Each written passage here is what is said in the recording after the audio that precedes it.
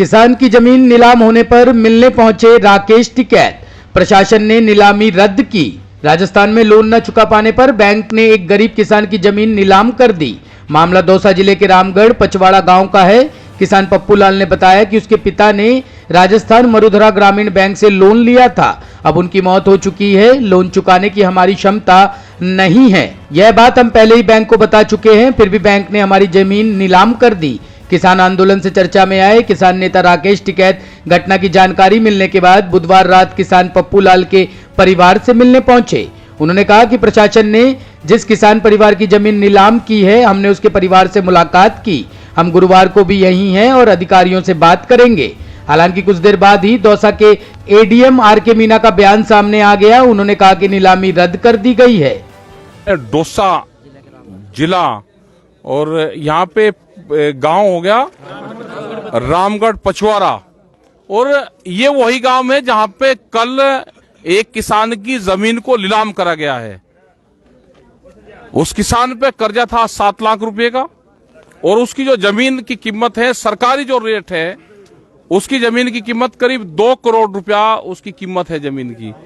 Bank, यहाँ के अधिकारी, यहाँ के कुछ भूमाफिया जो लोग हैं, उन्होंने मिलके अंदर बंद कमरे में पूरी किसान की जमीन 41 लाख रुपया में बेच दी, उसकी नीलामी कर दी।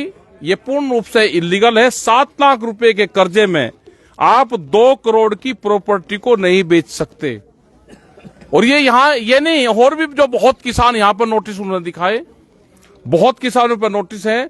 इस जमीन को, ये क्योंकि हाईवे के नजदीक जमीन है, इस जमीन पे भूमाफियाओं की नजरें इस क्षेत्र में हैं।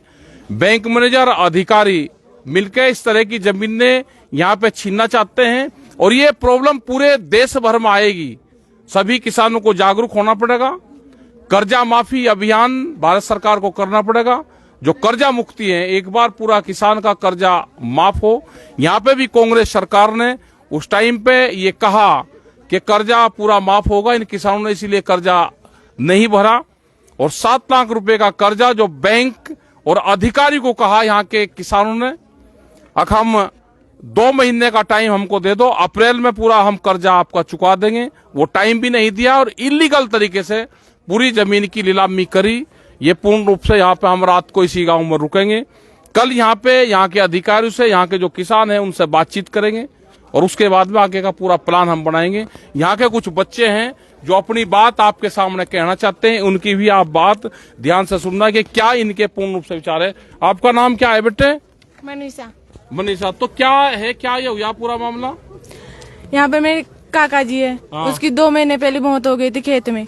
उसकी रिपोर्ट तक नहीं आई, और बैंक 10 बार गाड़ी आ गई यहाँ पर, दबाव डालती है, नीलामी निकालती, और नोटिस भी दिए थे 2 महीने पहले आए थे। उसके बाद में कुछ नहीं, बिना पूछे किसान से, बिना पूछताछ के, बिना आदेश के, बिना पूछे नीलामी निकाल दी गई। किसान को सूचित भी नहीं किया गया कि आपकी जमीन नीलामी हो रही है, और पूरी की पूरी जमीन के घर बार सब रहने के लिए भी जगह नहीं है। मतलब पूरा जो घर है ये सब उसी जमीन के अंदर, एक रहने, पेड़ रखने की जमीन तक नहीं है, पूरी नीलामी निकल गई। तो ये देखोगे जो इसमें ये जो मकान यहाँ पे बना हुआ है, ये पूरा इसी जमीन में है, और ये जमीन सड़क के नजदीक है।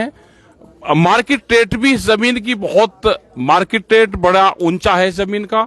अगर ये किसान अपनी आधा बीघा जमीन बेच के, 2 प्लॉट बेच के ये 7 लाख रुपए दे सकता है, लेकिन उतना भी उसको बेचने की परमिशन नहीं है। एक किस्म से हाथ बांध के पूरी जमीन को नीलाम करा गया। ये इलीगल है। हम इसका पूर्ण रूप से विरोध करेंगे, और आने वाले टाइम पे किसी भी किसान की जमीन की नीलामी नहीं होगी।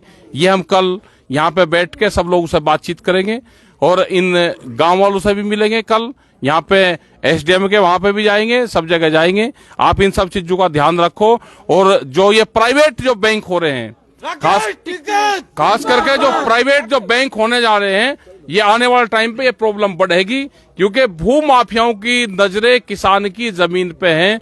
वे गलत तरीके से किसान की जमीन को छीनना चाहते हैं। आप सब लोग संगठित रहें, हम सब आपके साथ में। धन्यवाद। जय हिंद, जय भारत, जय Rajasthan. Bureau report, team top story news.